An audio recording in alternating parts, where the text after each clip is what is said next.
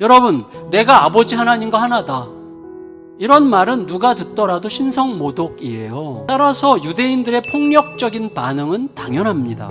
그런데 다시 한번 생각해 봅시다. 이런 격정적인 감정이 일어날 때, 누군가를 죽이고 싶도록 막 분노가 솟구쳐 오를 때, 그런 감정은 상대방의 잘못 때문일 수도 있어요. 하지만 나의 오해 때문이기도 해요.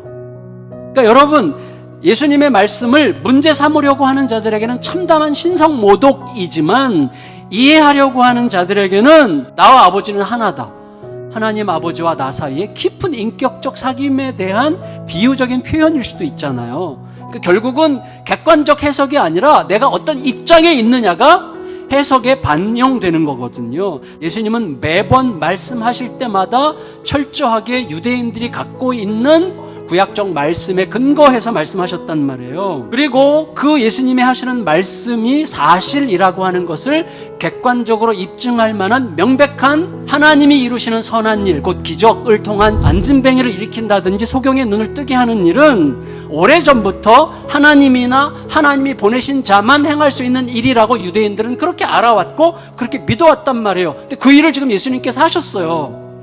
하지만 막상 그 일이 자기들의 눈앞에 나타나자 유대인들은 당황했고 믿을 수 없었어요. 그리고 더불어서 예수님께서 하시는 말씀이 자기들이 생각하는 것과 이치에 안 맞다고 생각하자 즉각적으로 맥락이 없어집니다.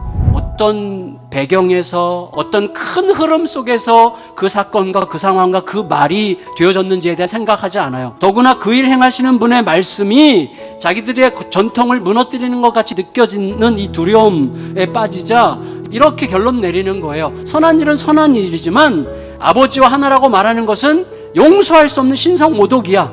선한 일과 예수 그리스도를 부인함으로써 스스로 모순과 딜레마에 빠지는 거예요. 하지만 여러분, 그들도 알아요. 미친놈이나 사기꾼이 행할 수 없는 일이라는 거예요. 그러니 전체적인 맥락을 따라서 말씀을 듣는다면 길은 하나밖에 없는 거예요. 예수님의 말씀이 사실이라는 것을 믿으면 되는 거예요. 하나님의 목적은 우리와 연합하시는 거라는 게 너무나 분명하죠. 왜냐하면 처음부터 그게 하나님의 목적이 아니었다면 우리들을 하나님의 형상으로 지을 이유는 전혀 없잖아요. 그런데 그런 방식으로 생각하기가 어렵도록 자기들의 신학적 전제가 이미 구축되어 있었던 거예요. 그러니까 하나님도 내가 정해놓은 전제와 틀 안에 계셔야 돼요. 그래서 내가 정해놓은 전제와 틀 밖에 벗어나는 하나님은 하나님이 아닌 것처럼 생각하거나, 그런 하나님을 이야기하는 사람들은 전부 다 참남한 신선모독 죄인으로 판단하는 무서운 범죄자가 되는 거예요. 진리는 목소리를 크게 낼 필요가 없어요. 진리 그 자체의 목소리가 너무 커요. 진리는 폭력적일 필요가 없어요.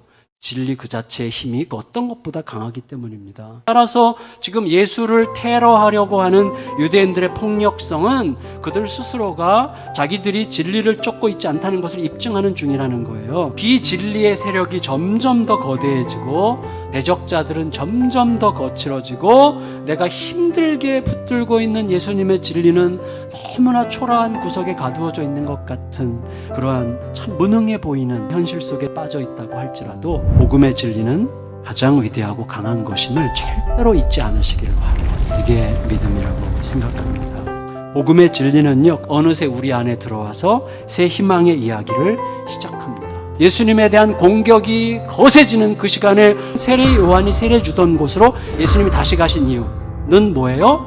예수님의 자기 정체성을 훨씬 더 선명하게 사람들에게 확증시켜주기 위함이었어요.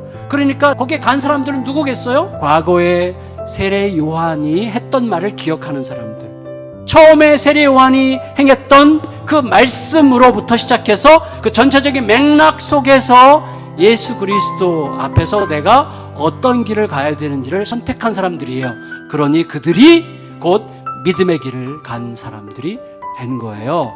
하나님의 큰 맥락 속에서 서로를 바라볼 수 있는 마음, 우리가 여기에 어떻게 있게 됐는지를 하나님의 시선으로 볼 수 있는 그런 마음을 가진 백성들이 사방에서 일어나게 해주시고 교회가 그 시선을 회복하는 일에 앞장서게 해달라고, 의심과 두려움을 떨치고 결국 믿음의 길에서 목자를 따르는 양의 길을 가고 목자가 인도하시는 은혜의 삶을 살아가시기를 예수님의 이름으로 축원합니다.